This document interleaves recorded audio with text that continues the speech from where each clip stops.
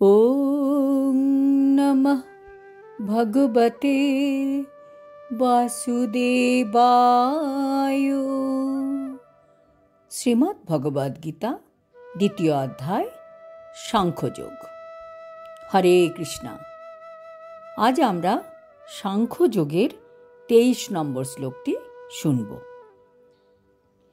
নৈনং ছিন্দন্তি শস্ত্রাণি নৈনং দহতি পাবকঃ ন চৈনং ক্লেদয়ন্তাপঃ ন শোষয়তি মারুতঃ।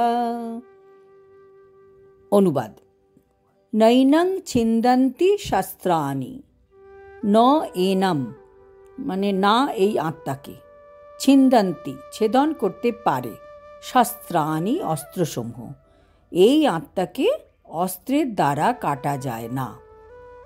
নৈনং দহতি পাবকঃ, ন এনম এই আত্মাকে করা যায় না, কি করা যায় না?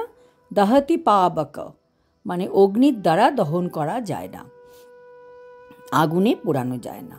ন চৈনং ক্লেদয়ান তাপ, এই আত্মাকে জলেও ভিজানো যায় না। ন শোষয়তি মারুত, বায়ুর দ্বারাও শুষ্ক করা যায় না। আত্মাকে অস্ত্রের দ্বারা কাটা যায় না, আগুনে পোড়ানো যায় না, জলে ভিজানো যায় না, বা বায়ুর দ্বারা শুষ্কও করা যায় না। তাৎপর্য: আত্মা আসলে এত সূক্ষ্ম যে তাকে কোনো রকম অস্ত্র দিয়ে বধ করা যায় না।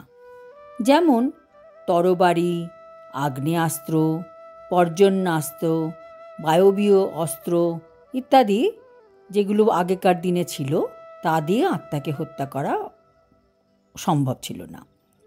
পুরাতন যুগে আগে মাটি, জল, বায়ু, আকাশ এসব বিভিন্ন উপাদানে তৈরি অস্ত্রও ছিল, এবং এই জড় উপাদান দিয়ে তৈরি অস্ত্রশস্ত্র দিয়ে যুদ্ধ হতো, নিজেদের বাঁচাতো।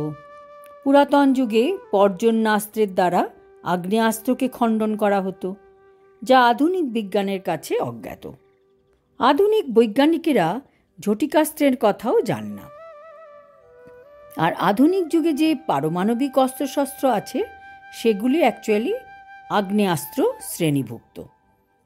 যাই হোক, নানা রকম সমস্ত অস্ত্রশস্ত্র তথা বৈজ্ঞানিক সরঞ্জামের দ্বারা আত্মাকে ছেদন করা যায় না বা ধ্বংস করা যায় না। এই মায়াবাদীরা কখনোই ব্যাখ্যা করতে পারে না যে কিভাবে আমাদের এই জীবাত্মা জড় অস্তিত্ব লাভ করে এবং তারপর মায়ার দ্বারা আচ্ছন্ন হয়ে পড়ে। কিভাবে আত্মাকে তার যে উৎস পরমাত্মা, তার থেকে বিচ্ছিন্ন করা যায় না। এই প্রতিটি আত্মাই যে পরমাত্মারই শাশ্বত বিভিন্নাংশ, কারণ এই পরমাণু সদৃশ্য জীবাত্মা হচ্ছে সনাতন বা নিত্য। তাই তাদের খুব বেশি এই বহিরঙ্গা মায়া শক্তির দ্বারা আচ্ছাদিত হয়ে পড়ার প্রবণতা দেখা যায়, যার ফলে তারা ভগবানের সান্নিধ্য থেকে বিচ্যুত হয়ে পড়ে। উদাহরণস্বরূপ, আগুনের যে স্ফুলিঙ্গ গুণগতভাবে আগুনের থেকে অভিন্ন, কিন্তু আগুনের থেকে যখনই সেই স্ফুলিঙ্গ বিচ্ছিন্ন হয়ে যায় তখনই সে নিভে যায়। এই সবের ব্যাখ্যা মায়াবাদীরা করতে পারে না। কিন্তু বরাহ পুরাণে বলা হয়েছে যে জীবাত্মা পরমাত্মার বিভিন্নাংশ।